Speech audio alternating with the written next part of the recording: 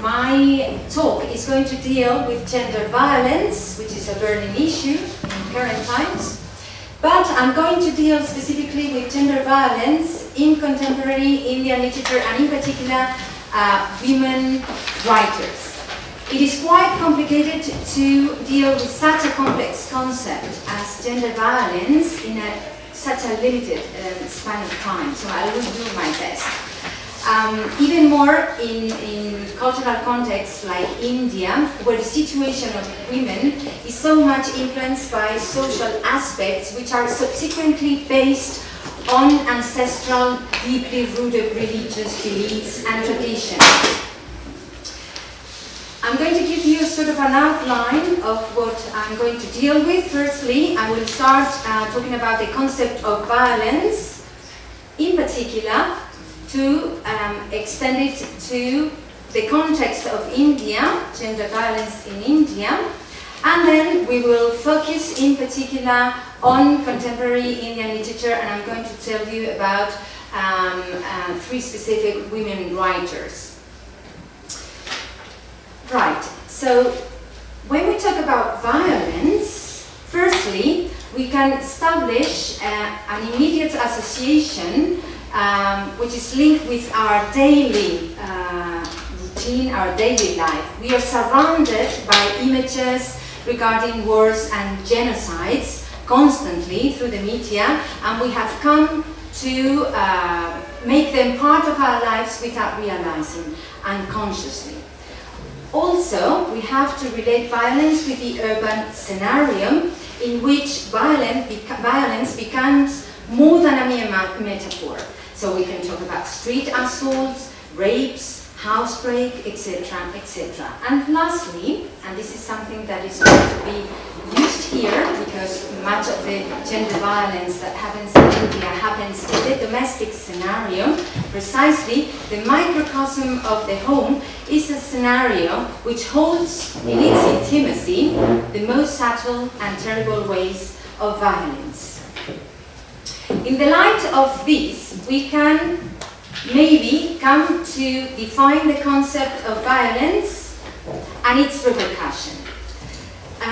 It is quite complicated due to its multiple facets, but I'm going to use Marta Torres' article entitled Gender Violence, a State of the Art, in Spanish, Violencia, because it's written in Spanish, Violencia de Género, un estado de la cuestión, in which she manages to establish several parameters around which she more or less defines the concept of violence. And these parameters are: violence is an intended act, violence always has a purpose, the act of violence transgresses human rights, every person has the right to live without violence, the act of violence causes physical and emotional harm, and the act of violence aims to exercise control and power upon the subject of violence, right? All these axes depend on, so to say, willpower, because every act of violence includes or involves the act of willpower which is exercised on the subject of violence. Historically, women have very much been deprived of will, universally speaking. It is said, and we know that we have been, and not so much here in the West, that we are living in a patriarchal system. As I said, in our Western context, many advances have been achieved, especially from the second half of the 20th century onwards. But today, it is my purpose, and I think this is the feeling of the seminar, to bring closer, to draw attention to other cultural contexts like India, and also we could talk about women in Africa, Asia in general. Not now, we are going to deal with India, where social behavior and laws are intimately related to religion and traditions. And this is the problem, right? It is precisely where we frame violence against women in India. It is the basis of gender violence which affects women all throughout their lives and even before birth, right? So this is the case of India, this is the case of China, South Korea, places where selective abortion exists because they are conscious of the meaning of being born women, and in order to avoid suffering for economic reasons, many other reasons, women go for abortion. And as soon as they know that they are expecting a fetus that is female. Likewise, sometimes they even decide to kill the newly born, in fear of their husband's reactions and the family reactions. So as you can see, the Indian cultural context exercises a lot of pressure on women that is manifested through a form of gender violence which even transcends their bodies. Being a woman means having a destiny of radical discrimination and life violence, malnutrition, lack of education during childhood and adolescence, and even when they become adult females, they become a commercial article. When they get married, they, so to say, pass from their own families as possessions to the in-law families.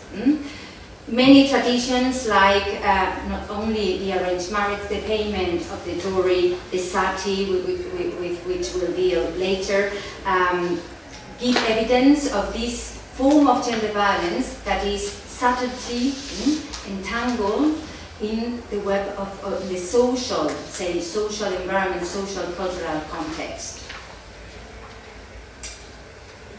When they become widows, you may have heard about this, they even are stigmatized. They are forced to shave their hairs, they are forced to dress in white, they are forced to live in a city, the city of Vrindavan. So they are marginalized physically, literally.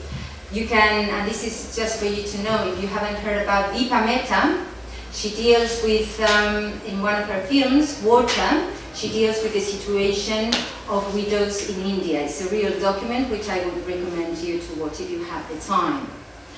So what we can say is that in India we're going to find a great paradox. The same as in the West, we can find many examples in the history of women where gender violence is based from Aristotle to the Middle Ages and to contemporary times. In India, the terrible situation in which women live is set upon a paradox which proved to be incoherence to extreme. This paradox is backed up by the Indian constitution, in which the rights of women are clearly specified that supposedly would guarantee the equality of women and give power to the state to dictate measures of positive discrimination in favor of women. There are specific articles that deal with specifically gender violence acts like rape, kidnapping, abduction, murder caused by dowry, mental and physical torture, molestation, sexual abuse. However, even nowadays, constant violence against women can be daily found in the news in India. I don't know if you remember in 2012 the gang rape of an Indian adolescent in a bus. She was raped by several boys in a bus, right? That was internationally a strike, internationally speaking. Also, there is governmental action, institutional action, and social action that supposedly are meant to, so to say, improve the situation of women in India. But despite all these governmental, institutional, and social actions, the Indian cultural and religious context itself is the main obstacle that we are going to find and the enemy to reach achievements regarding violence against women in India and in many other Asian countries, right? So the religious context in India and the traditions are the main obstacle for improvement. In order to understand, not justify the situation of women in India, maybe I think it's worthwhile explaining certain concepts framed in the religious tradition so that you understand what I've said. No? This religion, this religious context and traditions lead to specific social behavior of individuals that somehow back up this patriarchal system in which they live and in which the Indian society is organized. And I will explain. From time immemorial up to medieval times, women have been considered a divine being and a venerated body in India. This is represented in mythology and in other diverse artistic representations like painting and sculpture. The origin of the feminine power dates back to prehistoric societies in the Indus Valley, and I'm talking about 3000, 4000 before Christ. And the social values of those times are built on the concept of woman and mother. The sacred has always been related to the feminine in India, and we can find examples of references to women like, for instance, the woman is the creator of the universe, the pillar of the world, the essential form of everybody. Women are divinities, they are the air we breathe, they are goddesses, they are life itself. The power of the feminine is directly related to the reproductive slope. Women are visualized as mother gods, and this is made extensive, and they are identified subsequently with Mother Earth, the cosmos, and Mother India, the nation. The divinity of the concept is rooted in the idea of Mother Earth, which becomes Mother India, which adopts the image of Goddess Devi, who is described in the Devi Bhagavata Purana, and the body of Goddess Devi equals Mother India. So the Indian nation is the great goddess, and this is also represented in their national anthem composed by Rabindranath Tagore. In many places, there is a cult, in contemporary times, there is still the cult to Durga, a representation of Goddess Devi, who in Indian mythology fights against demons that destabilize the cosmic harmony. The myth of Durga sustains that the feminine soul and provides her with force and reasons to fight against the reality. A reality which is trapped in her social condition based on gender reasons and which are justified in the sacred texts like the Ramayana, composed by Valmiki, or the laws, the Code of Manu, where a stereotypical and mythical image of women is offered. Durga appears in many different manifestations in the structure of feminine divinities, and you have here different representations. If you observe, Durga is always represented with many arms, but also like dominating over men, right? And always accompanied with a lion. The myth of the wood of Parvati. This myth tells us that Shiva and Parvati were once playing dice, and Shiva cheated Parvati. She got very angry, and so she moved to her woods, and she ordered that every species in the wood would turn female, right? Showing again the feminine power, no? The Shakti. All these examples taken from mythology are for you to realize how the feminine principle is venerated, and what great paradox we live when we talk about the situation of women in the cultural context of India. From mythology, then, it is made evident the need to create a private space for women, which reminds us of Virginia Woolf in her A Room of One's Own, and that leads us directly to the space of literature, which is our focus in this afternoon. The female Indian writer has found always the space to make her voice heard through words. I can tell you about a writer at the end of the 19th century, beginning of the 20th, Rokeya Sakawat Hossain. She wrote a short story, Sultana Stream, in which she created sort of a fantastic utopia where she recreated an absolute feminine order.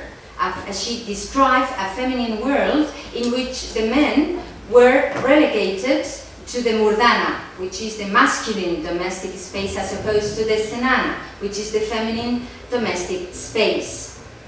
In this world she created, women ruled the country. In this feminine order, war and crime don't exist, and cooking is something so simple that is absolutely a pleasure. This is a kind of revenge against men. From the 60s, in the last century, we have witnessed how women in India have conquered the literary space and have managed to make it a clamor that gives voice to their silence, which is absolutely backed up by the patriarchal system, and that is made evident, as I said, through the laws of Manu. These laws became a sentence on Indian women. The code reaffirms the social hierarchy with the aim of exercising social control and emphasizes the importance of marriage within the same caste to maintain purity of caste. So the code emphasizes that the role of women is to be wives, is to be mother, and sets explicitly the duties of the wife towards the husband, whom she must obey and be faithful in life and even after death. If the rules might be broken, they might get strange illnesses and even die. Okay. So there we go. We get gradually to the literary space. The power of words in contexts like India becomes an accomplice of women. Literary texts written by women represent their silent feelings and sufferings throughout history. From literature and words, there arises a clamor to denounce a reality that has an origin in the past, as we have seen, but which requires action in the 21st century. My purpose here is to illustrate this in Indian literature from a diachronic and synchronic perspective. All women, independent of caste and historical moment, are conscious about the abuses they are being and have been subject to in the patriarchal society, which is based on moral codes which institutionalize the masculine power over women. And these are the three novels I'm going to tackle. The first one, as you can see, written in 1999, Fasting Feasting, written by Anita Desai, who is a very renowned woman writer. I don't like speaking about feminine writing or a ghetto of feminine writing itself, but in places like India, it is worthwhile considering a parallel development of women writing. In India in particular, they start writing in the 60s up to the contemporary times.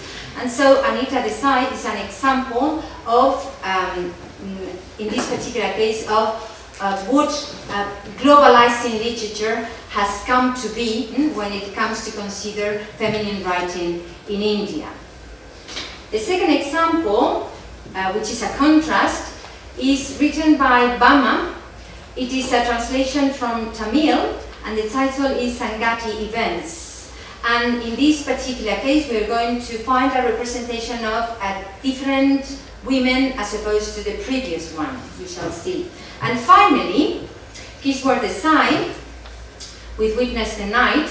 I hope you have noticed the cover of the books, because they are very symbolic.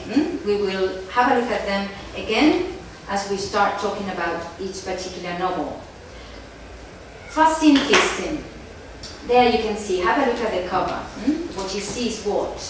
A woman, the back of a woman in a veil, and then we observe that she seems to be behind strict, rigid columns, right? Which somehow represent the rigidness of the society in which they live, and the silent place where they are marginalized. In this novel, Anita Desai sets a clear contrast between the West and the East. most specifically regarding women. If you have a look at the title, and this I always like highlighting, fasting, feasting, two words separated by a comma, and the second word is just made different from the first one by adding an E between the F and the A. Now, if I tell you that this novel contrast is a contrast, or aims to be a contrast between the East and the West, what word would you associate with the West? What word would you associate with the East? Fasting, you would associate with the West, with the East. Feasting, you would associate with the West, right? Observe that we don't have a stop there, we have a comma, right? The final message in this novel is that everywhere human beings have the same sort of problems. In fact, the book is divided into halves. The first part, which is the one I'm going to talk about because it's the one that deals with India. The problems that she tells us about there, in particular regarding women, are going to be more or less the same as the ones that we are going to find in the second part, which is USA, right? So contexts are arbitrarily chosen, or we are placed arbitrarily in context, and what is important is the fact that we are human beings all over the planet, and the lack of communication is the problem, really. So this is the sense of this kind of seminars, right? To get to know one another, to get to know, and specifically, especially the West, to get to know what's going on there, because we are claiming here and denouncing through these feminist claims that are currently taking place here. But, what is happening there? Let's go on, because if I distract them, we run out of time. Okay, in this novel, we are going to highlight two female characters. Uma is the protagonist of this first part, and the mother, because in this relationship we see represented the contrast between tradition and modernity in India, right?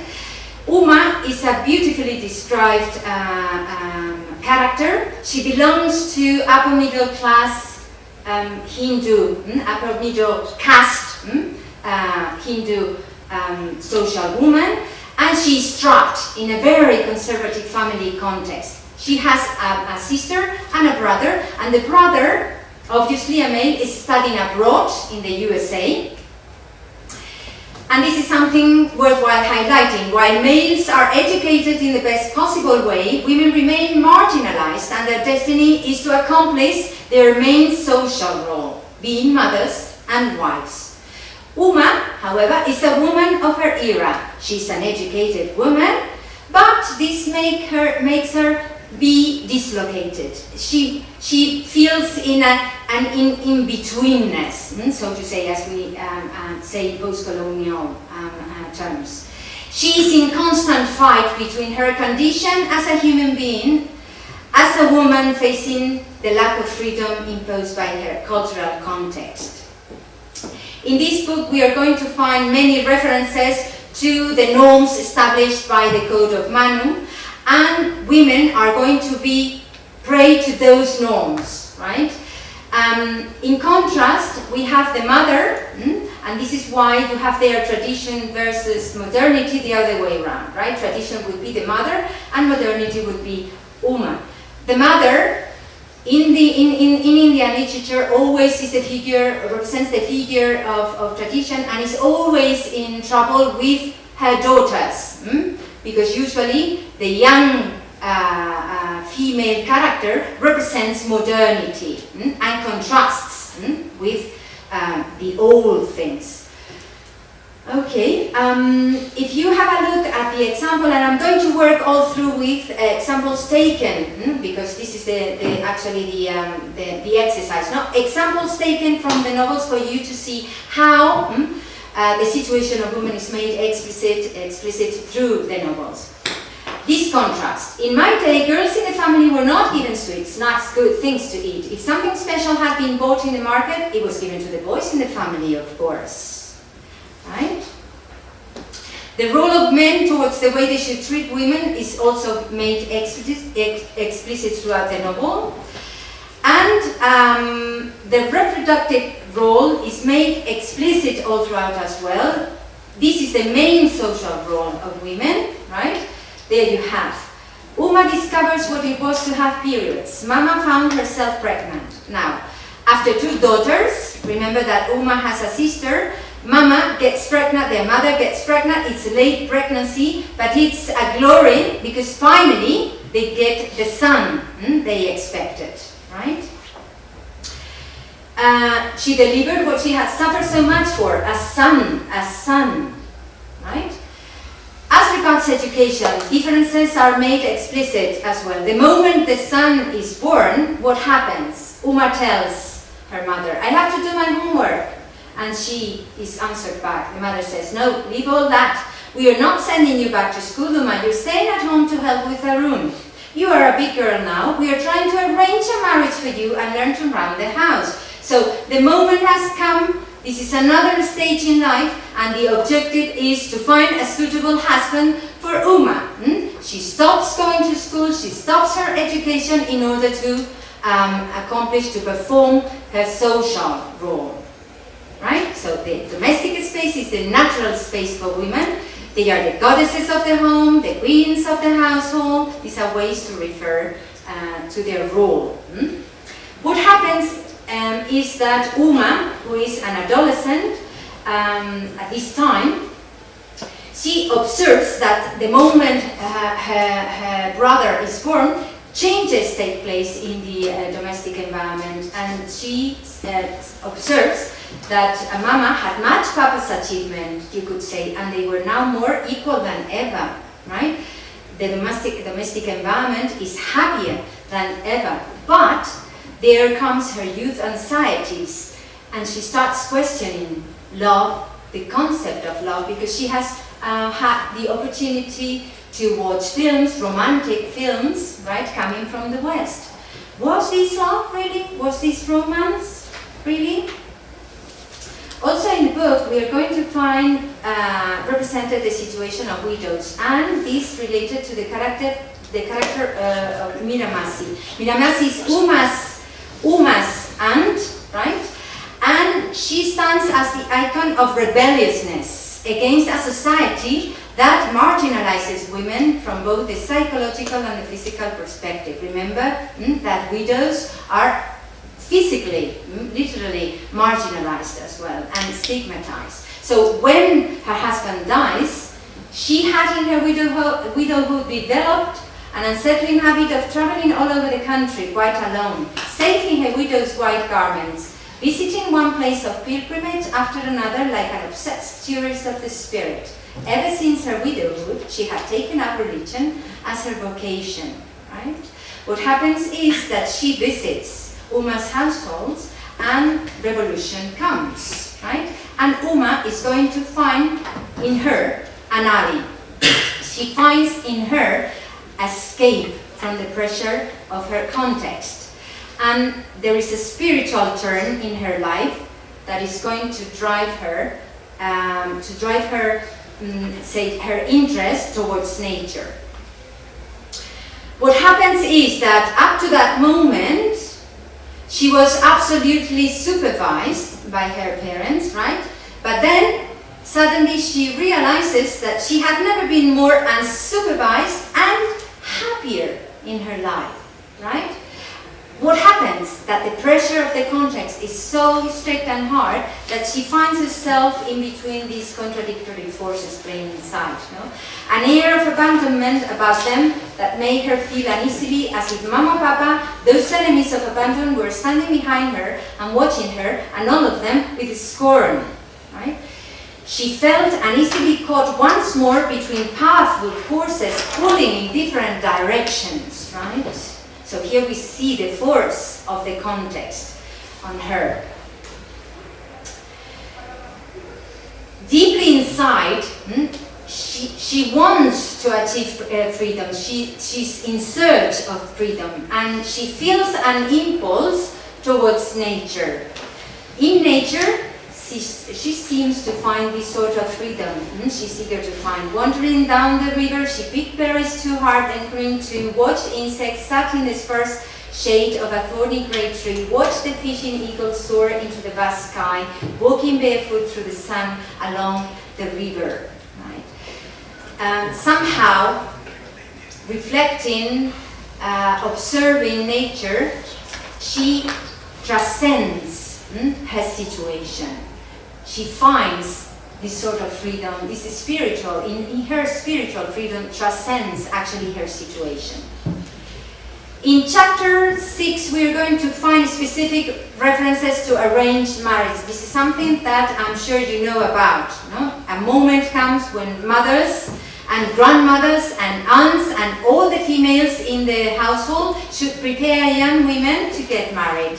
Their lips take on a glisten and all the giggles and whispers would arrive at the one decision: marriage. This is the role.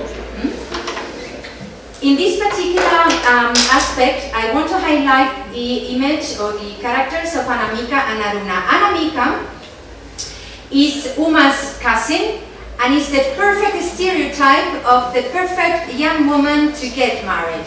In fact, she finds a suitable husband very quickly, right? Anamika is as lovely as a flower, soft petal skin, bumblebee eye, pink lip, loving smiles and with good nature. Wherever she was, there was some peace, contentment, well-being, perfect. She was perfect. She gets married and she becomes obviously property of her in-laws, right?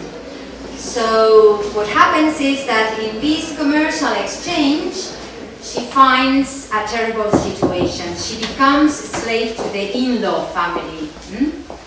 And soon, the truth is discovered. Anamika is constantly beaten. She was beaten regularly by her mother-in-law while her husband stood by and approved, or at least did not object. Being beaten, she has a miscarriage. She has a miscarriage. She becomes barren. And obviously, she's useless for society. That is the situation there, right? What happens with Uma? The moment has come and she has to get married as well, right? What happens is that her image is not the perfect image of a woman to get married, and what happens is that the candidates prefer her, Aruna, her sister. She's 13-year-old. She's perfect, she's stereotypical as well, and so she's the preferred bride. Uma, however, gets married twice, right? But these two marriages fail. So having caused her parents to Doris without a marriage to show in return, Uma was considered ill-fated by all and no more attempts were made to marry her off. No more, right? That was it. What happens? Again, that she starts being marginalized. She feels the solitude that she's going to be driven to. She crept away in the dark of the shadows and outcast from the world of marriage, which is the role, actually, that she was expected to perform, right? In this situation, what happens is that she needs to find a different destiny, a different hope. And so, she starts thinking about education, again going to university, because she knows that her brother is being educated, is in the US and seems to be very happy. So she starts thinking about the possibility of studying a career, right? And this starts growing inside her. She's psychologically locked in the domestic space, but she needs to get free from there. So maybe a career, living home, living alone, these troubling secret possibilities now enter Uma's mind, right? Since she doesn't know what a career can be, a university degree can be, she depicts sort of an image which is a natural image. Her vision of an escape, a refuge of a career, took the form of a huge and ancient banyan tree with streaming grey air roots, leafy branches, in which monkeys and parrots feasted on berries. Right? But by the end of the first part of the novel, she starts feeling this profound solitude, taking conscience that she's no longer useful for society. So she would feel herself drawn by an undercurrent into a secret depth so dark that she could see nothing at all, just the darkness. This is worsened when she learns that Anamika, her son, her cousin, is dead. News come that she has committed suicide. What happens is that all throughout this first part of the novel, 45 years have passed, the same as Uma has been a spinster, and the same as Anamika has been nothing within her household, right? Useless. So finally, she commits suicide. She turned, and this can be extrapolated to many realities, right?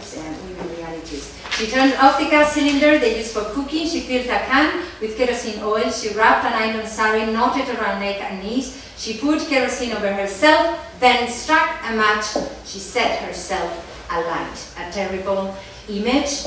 Uma cannot believe it. She pinches herself, feeling that she's still flesh, right?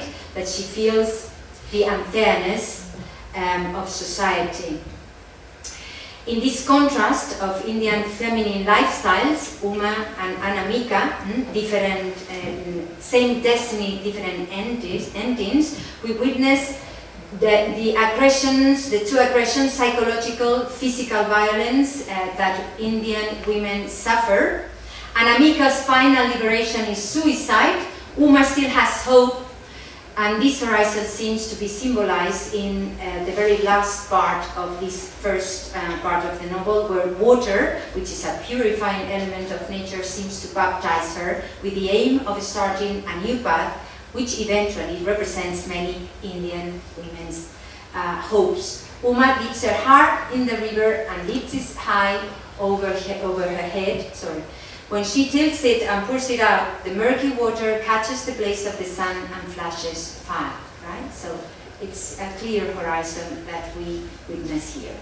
Let's go on to the next novel, which is not actually a novel. It's a document of stories gathered together. It's from a literary point of view, narrative point of view, it's not aesthetically very valuable, but as I said, it's a very rich document on the situation of women, specifically Dalit women, which is going to contrast with the previous representation of women in the Hindu social hierarchy. Dalits are outcasts, right?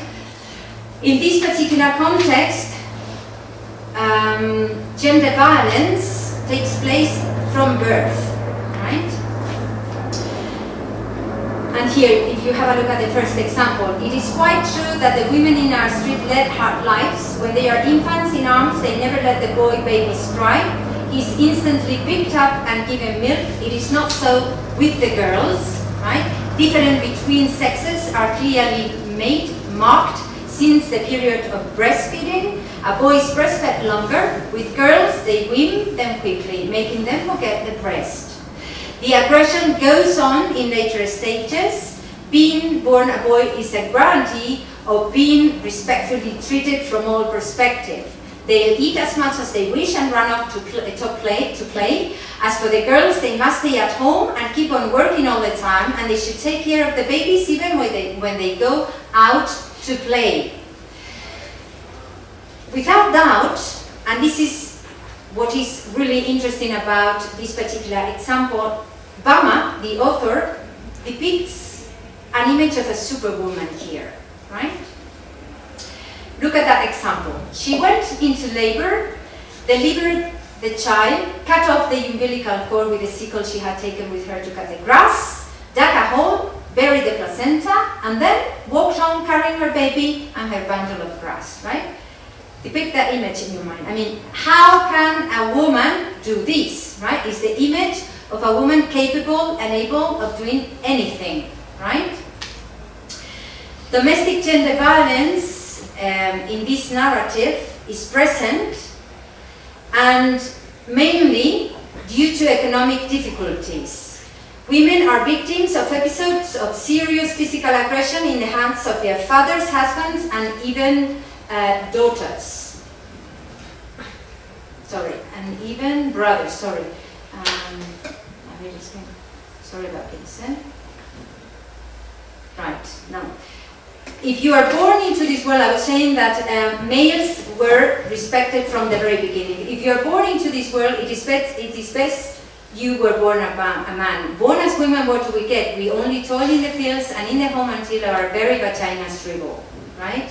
Now, what is worse, even in this case, is that Dalit women belong to the outcast of society. They are out of society, so they can be raped by, for instance, Brahmins. If upper class fellows clap your eyes on you, you're finished. They will drag you off and rape you. Right?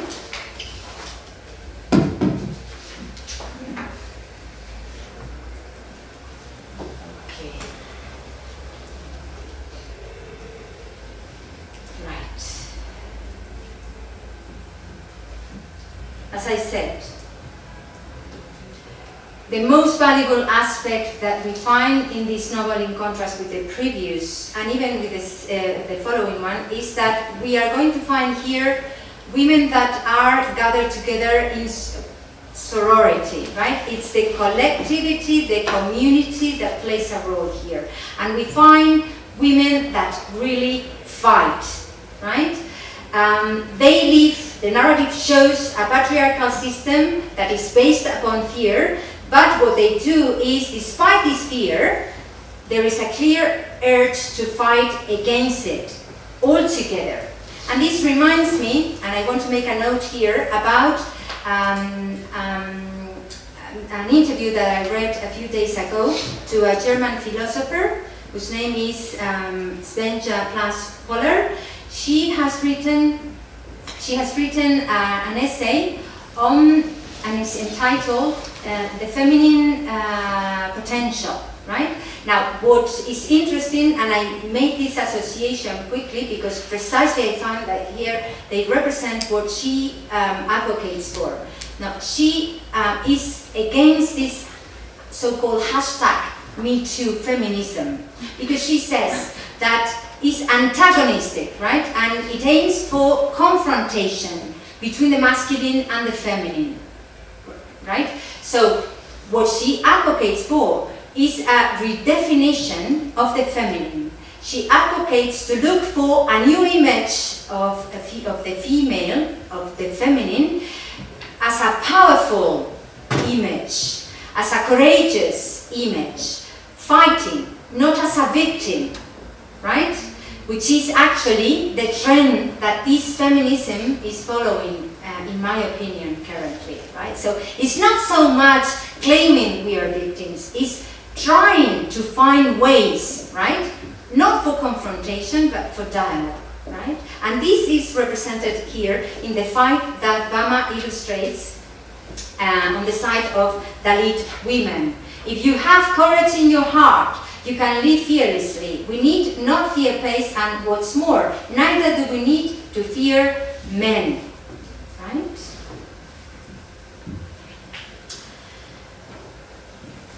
Oof. I think I have to. Right. More examples about gender violence representation would be in the domestic sphere.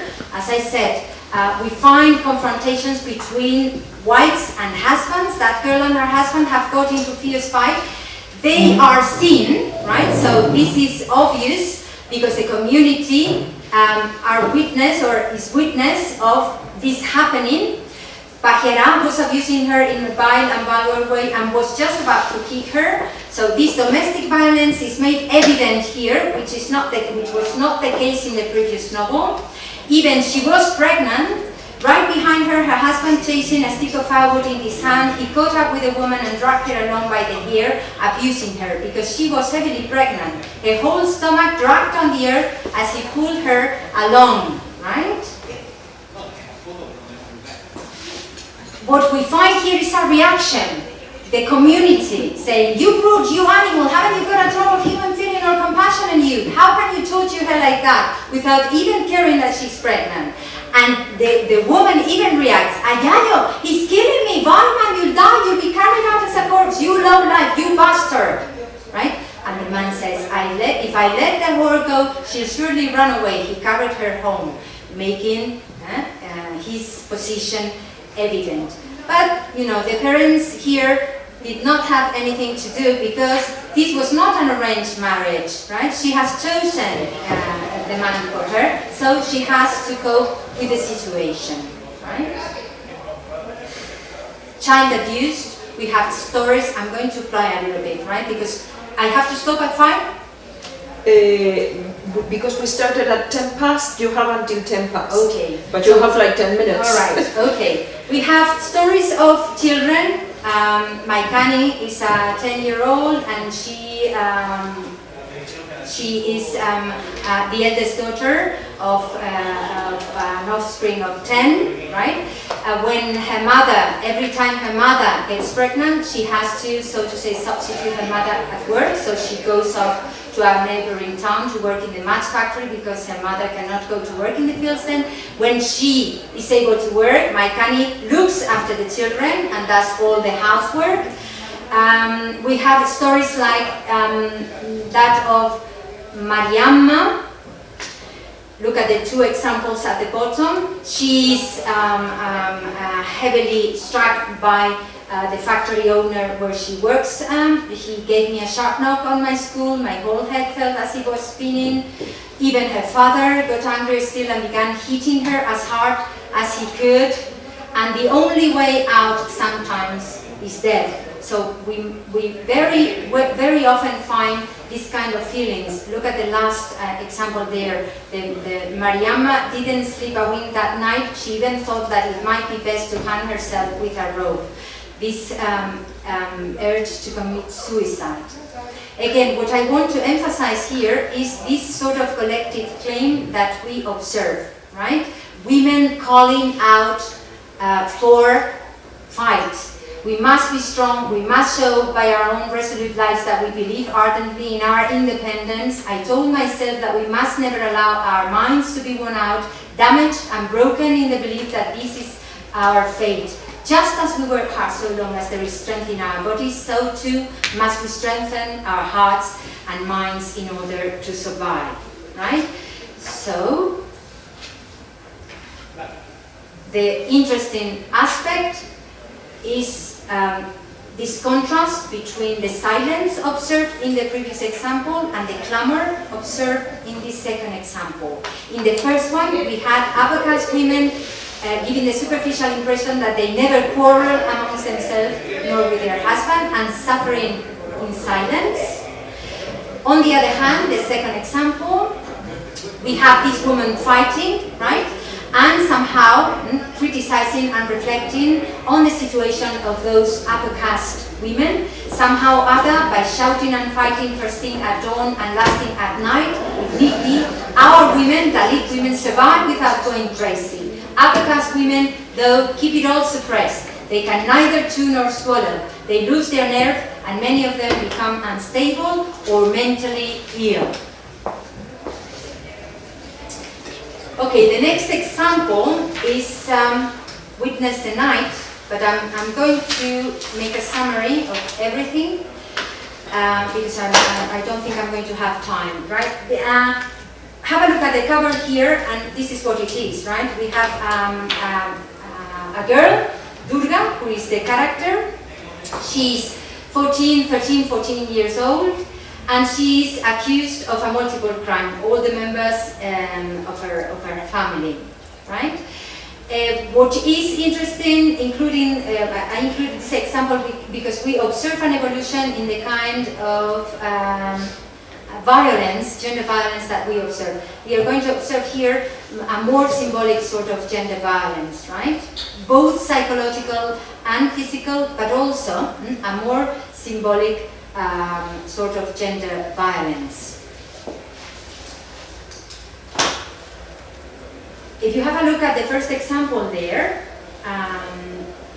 this is the scene in which Durga the main character, who is a girl, is found. And in every room we found dead bodies. All her relatives, her father's mother, grandmother, 2 brothers, sons, cousins, the servants had the weekend off to attend a wedding.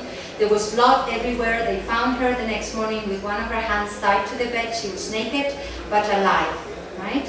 This is the situation where she's found.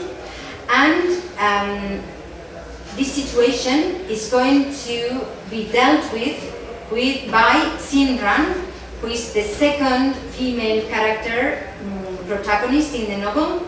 She's actually the narrator of the novel, and she represents an unconventional social worker. Social workers are very relevant figures in India because they help women and girls that are prey or that are victims of the patriarchal system that there exists, right?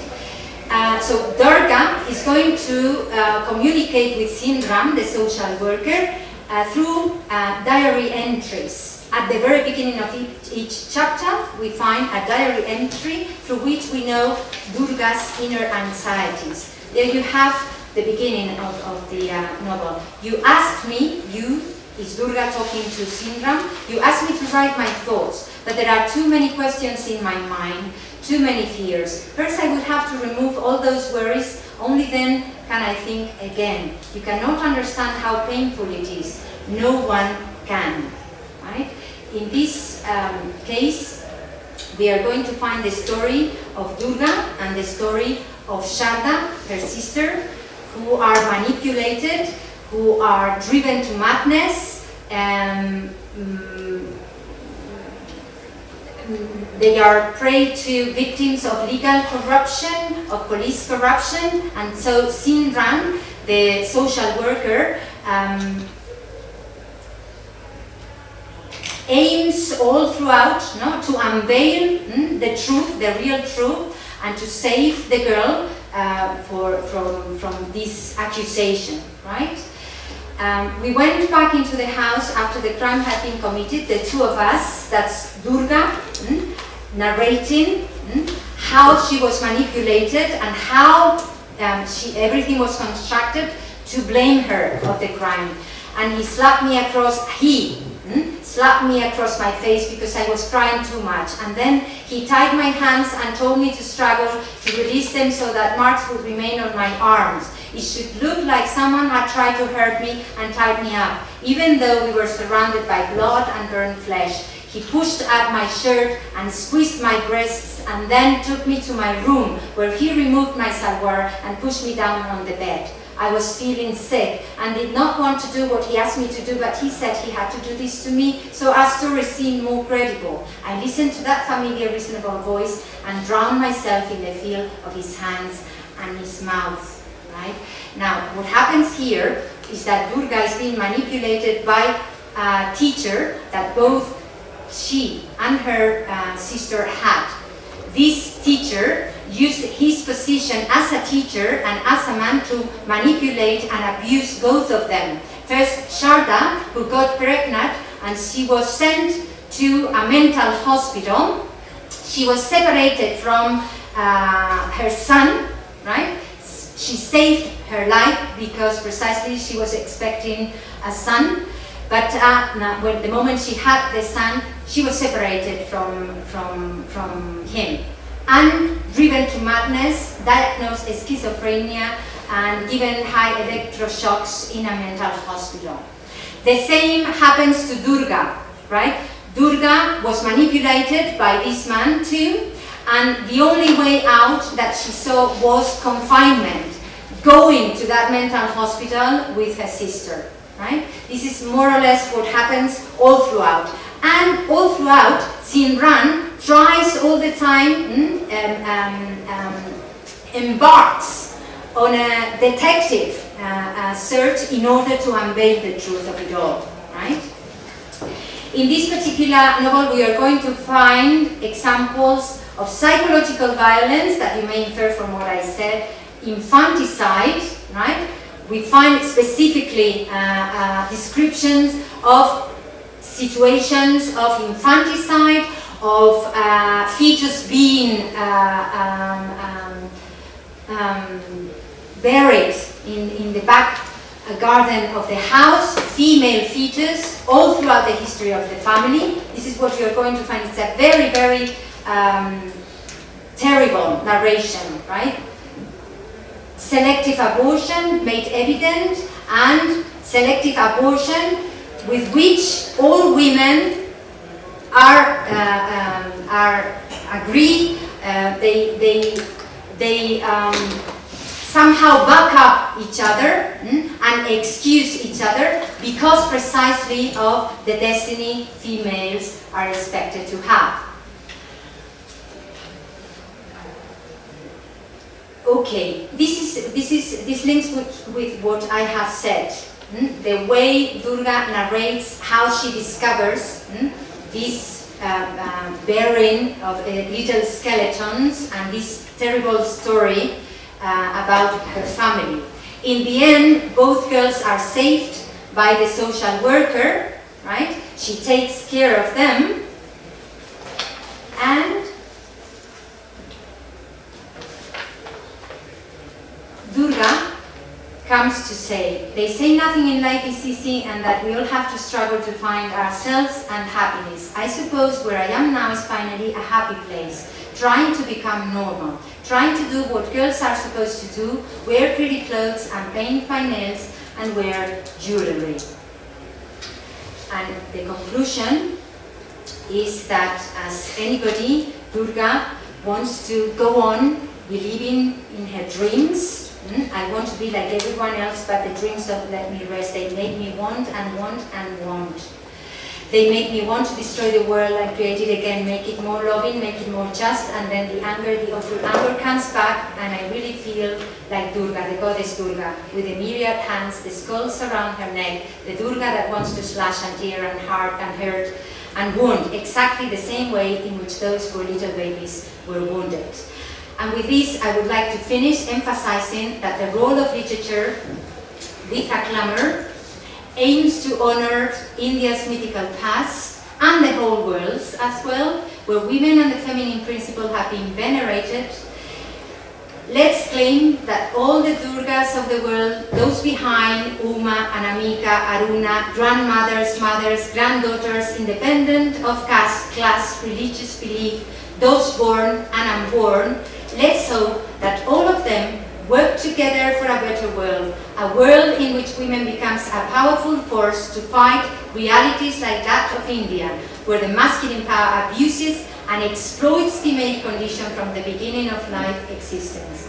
These efforts should aim to achieve a world in which both men and women walk parallel from respect and from freedom, aiming for a future not of silence, but of social dialogue and communication as human beings. Thank you very much for your time.